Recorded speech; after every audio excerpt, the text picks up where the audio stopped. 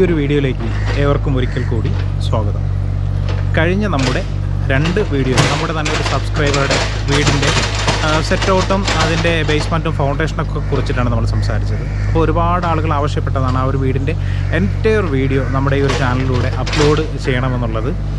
ഗ്ലാസ്സൊക്കെ വെച്ചിരിക്കുന്നതുകൊണ്ടൊന്നും തോന്നണ്ട കേട്ടോ, ഭയങ്കര ചൂടാണ് പുറത്തോട്ട്. അപ്പോൾ നോക്കാനുള്ളൊരു ബുദ്ധിമുട്ട് കൊണ്ടിട്ടാണ് ഈ ഗ്ലാസ് വെച്ചിരിക്കുന്നത്. അപ്പോൾ ശരിക്കും ഇന്നത്തെ ഒരു വീഡിയോ എന്ന് പറയുന്നത് നമുക്ക് അതിൻ്റെ മുകളിലേക്ക് ആ ഒരു ബേസ്മെൻറ്റിൻ്റെ മുകളിലേക്കായിട്ട് ഒരു ബെൽറ്റ് കോൺക്രീറ്റ് ചെയ്യണം. അപ്പം ധാരാളം സുഹൃത്തുക്കൾക്ക് ഒട്ടനവധി സംശയങ്ങളുണ്ട്. ഒരു ബെൽറ്റ് എങ്ങനെയാണ് കോൺക്രീറ്റ് ചെയ്യേണ്ടത്, അതിൽ പലരുടെയും ഒരു ഡൗട്ട്സ് ഉണ്ട്, ഇത് എവിടെയാണ് ശരിക്കും ബെൽറ്റ് കൊടുക്കേണ്ടത് എന്ന്. അപ്പോൾ അതിൻ്റെയൊക്കെ കാര്യങ്ങൾ നമുക്ക് നോക്കാം. ഒരു ബെൽറ്റിൻ്റെ തിക്നെസ് എത്രയാണ്, അതുപോലെ തന്നെ അതിൽ എത്ര സ്റ്റീലാണ് യൂസ് ചെയ്യേണ്ടത് എന്നൊക്കെ.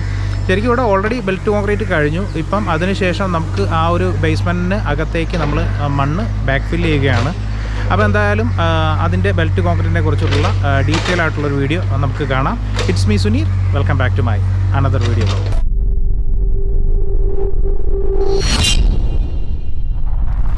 നമ്മളിൽ പല സുഹൃത്തുക്കളുടെയും സംശയമാണ്, എല്ലാ വീടിനും ബെൽറ്റ് കോൺക്രീറ്റ് അല്ലെങ്കിൽ പ്ലിന്ത് കോൺക്രീറ്റ് ആവശ്യമുണ്ടോ എന്നുള്ളത്. ഒരു ബെൽറ്റ് കോൺക്രീറ്റ് ശരിക്കും എവിടെയാണ് കൊടുക്കേണ്ടതെന്ന് പല ആളുകളും നമ്മളോട് ചോദിക്കുന്നുണ്ട്. ഈ ബെൽറ്റ് കോൺക്രീറ്റ് നമ്മുടെ ഫൗണ്ടേഷന് കഴിഞ്ഞ് ബേസ്മെൻറ്റ് തുടങ്ങുന്നതിന് മുന്നേ ആയിട്ട് ഫൗണ്ടേഷനും ബേസ്മെൻറ്റിനും ഇടയിലാണോ ചെയ്യേണ്ടത്, അതല്ല 2 സ്ഥലത്തും ചെയ്യണമെന്നൊക്കെ ഇങ്ങനെ ധാരാളം ഡൗട്ട്സ് നമ്മുടെ സുഹൃത്തുക്കൾക്കുണ്ട്. ശരിക്കും നമ്മൾ ബെൽറ്റ് കോൺക്രീറ്റ് സാധാരണ ചെയ്യുന്നത് നമ്മുടെ ബേസ്മെൻറ്റ് കഴിഞ്ഞതിന് ശേഷം നമ്മുടെ കട്ട കെട്ടി തുടങ്ങുന്നതിന് മുന്നേ ആയിട്ട്, അതിപ്പോൾ ചുടുകല്ലായാലും അല്ലെങ്കിൽ കോൺക്രീറ്റ് ബ്ലോക്സോ എങ്ങനെ ആയാലും അതിന് മുന്നേ ആയിട്ടാണ് ഇത്തരത്തിലൊരു ബെൽറ്റ് കോൺക്രീറ്റ് നമ്മൾ അപ്ലൈ ചെയ്യുന്നത്. നമുക്ക് ഈ ഒരു സൈറ്റിൽ ഇപ്പോൾ നമ്മുടെ ബേസ്മെൻ്റ് എല്ലാം കഴിഞ്ഞു. ഇപ്പോൾ നമുക്ക് അതിൻ്റെ മുകളിലേക്കായിട്ട് ഏകദേശം 15 സെൻറ്റിമീറ്റർ ഹൈറ്റിലും 30 സെൻറ്റിമീറ്റർ വീതിയിലുമാണ് ഇവിടെ ഷട്ടറിങ് ചെയ്തിട്ടുള്ളത്. ഈ 15 സെൻറ്റിമീറ്റർ ഹൈറ്റ് എന്ന് പറയുമ്പോൾ പല സൈറ്റുകളിൽ നമ്മൾ കാണാറുണ്ട് 10 സെൻറ്റിമീറ്റർ ഹൈറ്റിലൊക്കെ ഇത് ചെയ്യുന്നുണ്ട്. പക്ഷേ 15 സെൻറ്റിമീറ്റർ ഹൈറ്റിലാകുമ്പോൾ നമുക്ക് അത്യാവശ്യം ബെറ്റർ ആയിട്ടുള്ളൊരു കോൺക്രീറ്റ് നമുക്ക് അവിടെ അപ്ലൈ ചെയ്യാനായിട്ട് സാധിക്കും. ഇനി വിഡ്ത്തിൻ്റെ കാര്യമെടുത്താൽ ഇവിടെ 30 സെൻറ്റിമീറ്റർ ആണ് വിഡ്ത്ത് കൊടുത്തിട്ടുള്ളത്. പലരും 45 സെൻറ്റിമീറ്റർ ചെയ്യാറുണ്ട്. അതുപോലെ തന്നെ നമ്മുടെ വോളിൻ്റെ കറക്റ്റായിട്ടുള്ള തിക്നെസ് 20 സെൻറ്റിമീറ്റർ അല്ലെങ്കിൽ 15 സെൻറ്റിമീറ്റർ ഒക്കെ ആണെങ്കിൽ അത്തരത്തിൽ തന്നെ കോൺക്രീറ്റ് ചെയ്യാറുണ്ട്. നമ്മൾ പലപ്പോഴും പറയാറുണ്ട്, ഫൗണ്ടേഷൻ്റെ ആയാലും അല്ലെങ്കിൽ ബേസ്മെൻ്റ് ആയാലും ഇനി പ്ലിന്ത് കോൺക്രീറ്റ് ആയാലും എല്ലാ ടൈമിലും നമ്മുടെ ഡ്രോയിങ്ങുമായിട്ട് നമ്മുടെ സൈറ്റിലെ അളവുകൾ ക്രോസ് ചെക്ക് ചെയ്യണം. ഇല്ലാത്ത പക്ഷം ഭാവിയിൽ പിന്നീട് നമ്മുടെ ഡ്രോയിങ്ങിലുള്ള അത്തരത്തിൽ കറക്റ്റായിട്ടുള്ള റൂമുകളുടെ സൈസ് കാര്യങ്ങളൊന്നും നമുക്ക് ലഭിക്കാതെ വരും. ഇത് പലപ്പോഴും ബാധിക്കുന്നത് നമ്മൾ ഇൻറ്റീരിയർ ഡിസൈനൊക്കെ ചെയ്യുന്ന സമയത്താണ്. ഈ 45 സെൻറ്റിമീറ്റർ വിഡ്ത്തിലാണ് ഇത്തരത്തിൽ ബെൽറ്റ് കോൺക്രീറ്റ് ചെയ്താൽ ചെറിയൊരു അഡ്ജസ്റ്റ്മെൻ്റൊക്കെ നമുക്ക് സാധ്യമാകും. അത്തരത്തിൽ പെർഫെക്റ്റ് ആയിട്ട് ചെയ്യുന്നവർക്ക് അങ്ങനെ 30 സെൻറ്റിമീറ്ററിൽ തന്നെ കോൺക്രീറ്റ് ചെയ്യാൻ സാധിക്കും. ഇനി ഇത്തരത്തിലൊരു ബെൽറ്റ് കോൺക്രീറ്റ് ചെയ്യുന്നത് കൊണ്ട് എന്തൊക്കെ ഉപകാരങ്ങളാണ് ഉണ്ടാവുക എന്ന് നോക്കാം. ഒന്നാമതായി, ഇത്തരത്തിൽ ഒരു ബെൽറ്റ് കോൺക്രീറ്റ് എന്ന് പറയുന്നത് ഒരു ഡാം പ്രൂഫ് കോഴ്സായിട്ട് അത് നമുക്ക് അഫക്റ്റ് ചെയ്യും. സാധാരണ മണ്ണിൽ നിന്ന് നമ്മുടെ ഭിത്തിയിലേക്ക് പിടിക്കാൻ പറ്റുന്ന ആ ഈർപ്പവും കാര്യങ്ങളൊക്കെ ഇത്തരത്തിലൊരു കോൺക്രീറ്റ് കൊണ്ട് ഒരു പരിധി വരെ നമുക്ക് ഒഴിവാക്കാൻ സാധിക്കും. അതുപോലെ തന്നെ നമ്മുടെ ആ ഒരു പ്രദേശത്തുണ്ടാകുന്ന ചെറിയ മണ്ണിലുണ്ടാകുന്ന ചലനങ്ങളും മറ്റുമൊക്കെ നമ്മുടെ ഈ ഒരു ബിൽഡിങ്ങിനെ അത് പ്രൊട്ടക്റ്റ് ചെയ്യാൻ വേണ്ടിയിട്ട് ഈ ബെൽറ്റ് ഒരു പരിധി വരെ നമ്മളെ സഹായിക്കാറുണ്ട്. ഇനി നമ്മൾ നേരത്തെ പറഞ്ഞ വീതിയിലും പൊക്കത്തിലും ഇത്തരത്തിൽ ഷട്ടറിങ് ചെയ്തതിന് ശേഷം ഇതിലേക്ക് നമുക്ക് സ്റ്റീല് ഫിക്സ് ചെയ്യണം. സ്റ്റീല് ഫിക്സ് ചെയ്യാനായിട്ട് നമുക്ക് 8 mm 4 സ്റ്റീലുകളും അതുപോലെ തന്നെ 6 mm സ്റ്റീലും ഉപയോഗിച്ചിട്ട് സ്ട്രിപ്സുമാണ് നമ്മൾ സാധാരണ കെട്ടാറ്. അല്ലെങ്കിൽ 8 mm തന്നെ സ്റ്റീൽ ഉപയോഗിച്ചിട്ട് ഇത്തരത്തിൽ 4 സ്റ്റീലും അതുപോലെ തന്നെ 20-25 സെൻറ്റിമീറ്റർ ഗ്യാപ്പിൽ സ്ട്രിപ്സും ഉപയോഗിക്കാറുണ്ട്. ഇത്തരത്തിൽ സ്റ്റീല് ബെറ്ററായിട്ട് ഫിക്സ് ചെയ്തതിന് ശേഷം നമുക്കിതിലേക്ക് കോൺക്രീറ്റ് അപ്ലൈ ചെയ്യാം. നമ്മൾ നേരത്തെ ഈ ഒരു ബെൽറ്റ് കോൺക്രീറ്റിൻ്റെ വിഡ്ത്തിനെ കുറിച്ചിട്ട് സംസാരിച്ചു. 30 സെൻറ്റിമീറ്റർ വിഡ്ത്തിലാണ് ഇത്തരത്തിൽ ഒരു കോൺക്രീറ്റ് ചെയ്യുക എന്ന് പറഞ്ഞു.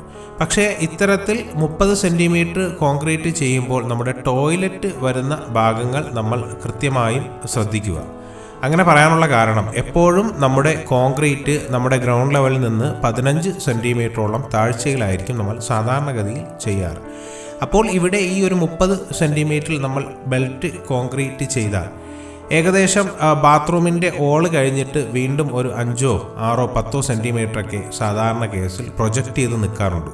ഇങ്ങനെ പ്രൊജക്റ്റ് ചെയ്ത് നിന്നാൽ ബാത്റൂം ഗ്രൗണ്ട് ലെവലിൽ നിന്ന് 15 സെൻറ്റിമീറ്റർ താഴേക്ക് വരുന്ന സമയത്ത് ടൈലൊക്കെ ഒട്ടിക്കുന്ന സമയത്ത് ഈ ഒരു പ്രൊജക്ഷൻ വരികയും പിന്നീട് ഹിൽറ്റിയൊക്കെ ഉപയോഗിച്ചിട്ട് ഇത്തരത്തിലൊരു കോൺക്രീറ്റ് പൊട്ടിക്കാൻ നിന്നാൽ ആ സ്റ്റീൽ പുറത്ത് കാണും. മാത്രമല്ല നമ്മുടെ ഫൗണ്ടേഷൻ്റെ സ്ട്രെങ്തിനെ അത് സാരമായി ബാധിക്കുകയും ചെയ്യും. അപ്പോൾ അത് കറക്റ്റായിട്ട് നമ്മുടെ ടോയ്ലറ്റ് വരുന്ന ഭാഗങ്ങളിൽ കറക്റ്റായിട്ട് വോളിൻ്റെ തിക്നെസ് എത്രയാണോ അത്രമാത്രം കൊടുത്തിട്ട് കോൺക്രീറ്റ് ചെയ്യുക. ഇനി കോൺക്രീറ്റ് ചെയ്യുന്നതിന് മുന്നേ ആയിട്ട് നമുക്കറിയാം നമ്മുടെ മരത്തിൻ്റെയൊക്കെ പലക ഉപയോഗിച്ചിട്ടായിരിക്കും നമ്മൾ ഷട്ടറിങ് ചെയ്യാറുണ്ടാവുക. അപ്പോൾ അത് നല്ല അത്യാവശ്യം ഡ്രൈ ആയിട്ടുള്ള പലകയാണെങ്കിൽ നമ്മൾ കോൺക്രീറ്റ് ചെയ്യുമ്പോൾ കോൺക്രീറ്റിലേക്ക് യൂസ് ചെയ്യുന്ന വെള്ളം ഈ പലക ധാരാളമായി വലിച്ചെടുക്കാനുള്ള സാധ്യത ഉണ്ട്. ഒരു ബെറ്റർ കോൺക്രീറ്റ് എപ്പോഴും നമുക്ക് ലഭിക്കുന്നത് അതിൻ്റെ വാട്ടർ കണ്ടീഷനും ഒക്കെ ക്ലിയറായി വരുമ്പോഴാണ്. അത് മുൻകൂട്ടി കണ്ടുകൊണ്ട് നന്നായിട്ട് നമ്മൾ പലക നനച്ചു കൊടുത്തിട്ട് വേണം ഇത്തരത്തിൽ കോൺക്രീറ്റ് അപ്ലൈ ചെയ്യാൻ. ഈ പലക നനയ്ക്കുന്നതോടൊപ്പം തന്നെ മെറ്റിലും നേരത്തെ തന്നെ ഒന്ന് നനച്ചിട്ടാൽ അത് കോൺക്രീറ്റിന് ഒരുപാട് ഗുണം ചെയ്യും. അതുപോലെ തന്നെ കോൺക്രീറ്റ് എല്ലാ സ്ഥലങ്ങളിലും പ്രോപ്പറായിട്ട് നല്ല രീതിയിൽ ഹണി കോമ്പൊന്നും ഇല്ലാണ്ട്, അതായത് ചെറിയ ഗ്യാപ്സ് കാര്യങ്ങളൊന്നും ഇല്ലാണ്ട് അപ്ലൈ ചെയ്യുക. കോൺക്രീറ്റ് അപ്ലൈ ചെയ്യുന്നതിന് മുന്നേ തന്നെ നമ്മുടെ ആ ഒരു ഷട്ടറിങ്ങിൻ്റെ അല്ലെങ്കിൽ സ്റ്റീലൊക്കെ ഫിക്സ് ചെയ്തിരിക്കുന്ന വാട്ടർ ലെവൽ ഒന്ന് കറക്റ്റായിട്ട് മാർക്ക് ചെയ്തിട്ട് പ്രോപ്പറായിട്ട് ആ ലെവലിൽ തന്നെ ഇത്തരത്തിൽ കോൺക്രീറ്റ് അപ്ലൈ ചെയ്യാൻ ശ്രമിക്കുക. ഇനി നന്നായിട്ട് കോൺക്രീറ്റെല്ലാം അപ്ലൈ ചെയ്ത് വർക്ക് ഫിനിഷ് ചെയ്തതിന് ശേഷം നന്നായിട്ട് വെള്ളം നനയ്ക്കുക എന്നുള്ളതാണ് പരമപ്രധാനമായ മറ്റൊരു ജോലി എന്ന് പറയുന്നത്. ഇത്തരത്തിൽ നല്ല രീതിയിൽ ക്യൂറിങ് നടത്തിയതിന് ശേഷം നമുക്ക് ഇതിലേക്ക് മണ്ണ് ബാക്ക് ഫില്ല് ചെയ്യാം. നമ്മുടെ കോൺക്രീറ്റിൻ്റെ തിക്നെസ് കുറച്ചിട്ട്, അതായത് ഫ്ലോർ കോൺക്രീറ്റിൻ്റെ തിക്നെസ് കുറച്ചിട്ട് നല്ല രീതിയിൽ മണ്ണ് ഫില്ല് ചെയ്യാം. ഇത്തരത്തിൽ ബെറ്റർ ആയിട്ടുള്ളൊരു ബെൽറ്റ് കോൺക്രീറ്റ് നമുക്ക് നമ്മുടെ ബിൽഡിങ്ങിന് വേണ്ടിയിട്ട് ചെയ്തെടുക്കാം. ബെൽറ്റ് കോൺക്രീറ്റിനെ കുറിച്ചുള്ള ഈ ഒരു വീഡിയോ നിങ്ങൾക്ക് എല്ലാവർക്കും ഉപകാരപ്പെട്ടു എന്ന് വിശ്വസിക്കുന്നു. കെട്ടിട നിർമ്മാണവുമായി ബന്ധപ്പെട്ട ഇത്തരം അറിവുകളാണ് സുനീർ മീഡിയ എന്ന ഈ ഒരു ചാനലിലൂടെ ഞാൻ നിങ്ങളുമായിട്ട് ഷെയർ ചെയ്യുന്നത്. വീഡിയോയെക്കുറിച്ചുള്ള നിങ്ങളുടെ അഭിപ്രായങ്ങളും നിർദ്ദേശങ്ങളും ഒക്കെ താഴെ കമൻറ്റ് ചെയ്യണം കേട്ടോ. അതുപോലെ തന്നെ നിങ്ങളുടെ സുഹൃത്തുക്കൾക്ക് കൂടി ഷെയർ ചെയ്യുക. പിന്നെ ചാനൽ ഇതുവരെയും സബ്സ്ക്രൈബ് ചെയ്തിട്ടില്ലെങ്കിൽ സബ്സ്ക്രൈബ് ചെയ്ത് ആ ബെല്ലൈക്കൺ കൂടി എനേബിൾ ചെയ്താൽ ഇത്തരത്തിലുള്ള അറിവുകൾ നോട്ടിഫിക്കേഷനായിട്ട് നമുക്ക് ലഭിക്കും. അപ്പോൾ വീണ്ടും മറ്റൊരു മനോഹരമായ വീഡിയോയുമായി നമുക്ക് കണ്ടുമുട്ടാം. അതുവരേക്കും ബൈ ബൈ. ഹായ് റൈ, പറഞ്ഞോ, എന്തെങ്കിലും പറയൂ. ഹായ്, നമ്മുടെ ഒപ്പം ഉള്ളത് ഒരു കുഞ്ഞു യൂട്യൂബറാണ്. എന്താണ് പേര്? പേര് അനുനന്ദ. അനുനന്ദയ്ക്ക് ഒരു ചാനലുണ്ട് കേട്ടോ. എന്താണ് ചാനലിൻ്റെ പേരെന്താണ്?